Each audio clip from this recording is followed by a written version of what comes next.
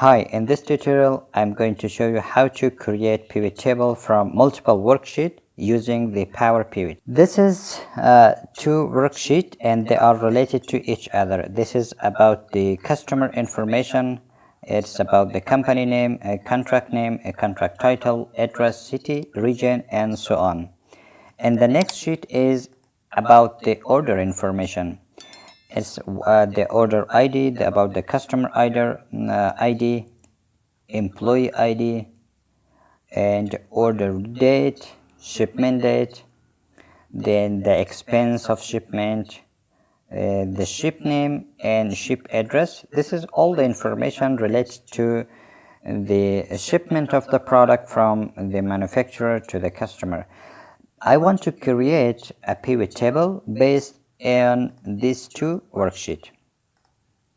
Now, in order to create a pivot table based on both of these two worksheets, you have to use the Power Pivot. In order to activate the Power Pivot, you have to go to the File and go to the Options, and from here click to an Add-ins, and you have to select the Power Pivot. If it is not there, then you have to search in the bottom lines, and from Manage you have to change the Excel add-ins to COM add-ins.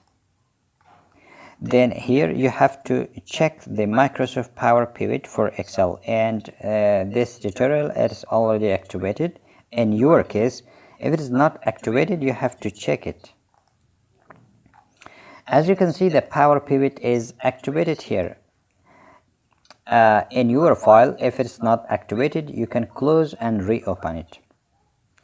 The next step is that you have to create a data model from both of these two sheets. In order to create data model, you have to add both of them into data model. First of all, right now I am in order sheet, and now I go to the Power Pivot and I add it to data model.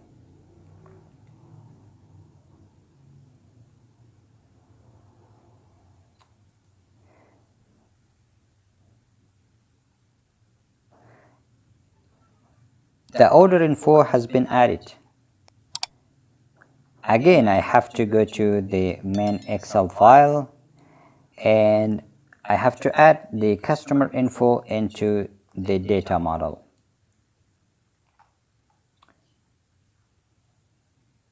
In the bottom side, both of the worksheet you can see now. This is about the first order info, and this is about the customer info. Now we have added both of these into our data model, and now the next step is that we have to create a kind of relationship between these two set of data. In the Home tab and the right hand side, there is a diagram. You have to click there, and you have to create a link between two sets of data that has the same value. Okay, now you can expand this to windows a little bit. I will drag and drop the customer ID from the table or from the worksheet order info into the customer ID of the customer info. I will drag and drop like this. You have to select and drag. Why I do this? Because I want to create a relationship between these two sets of data based on the common value.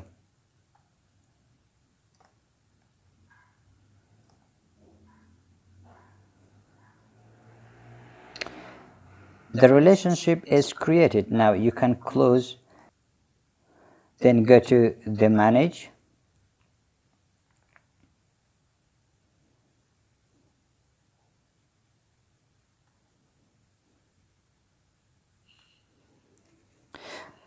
Now you can see the pivot table here. I want to create a pivot table in new worksheet.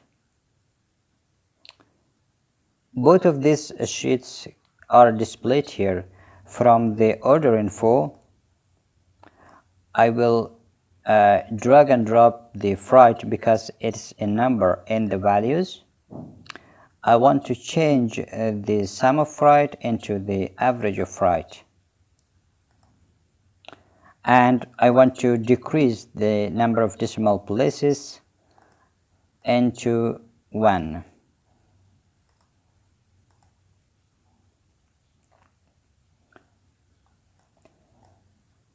Now from the customer info, I want to drag and drop the country into the rows because I want to know about the expense of shipment based on different countries. Okay, perfect. Now you have created pivot table based on multiple worksheets. If you want to add any other numbering or formatting, of course you can do. For example, I want to add KPI or key performance indicator right beside the average of right. I have to go to the manage. Then from there, I want to go to the order info, and on the right column, I want to add the average.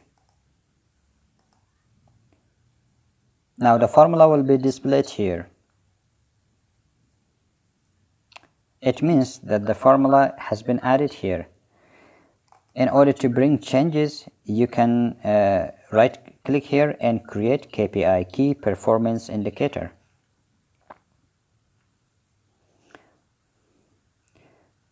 Because it is a kind of expense, the lesser the better. I want to change the view of the diagram. If it's below 40%, that should be green. If it's from 40 to 80, that should be yellow. If it's higher than 80%, that should be red. And from this icon, I will select the second one.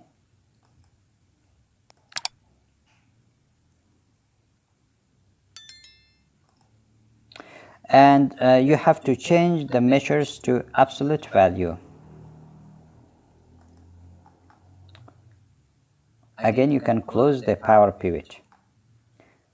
In order to add the icons, you have to add the icons to the values. You have to activate the status. Okay, thanks for watching. I hope this video was useful for you.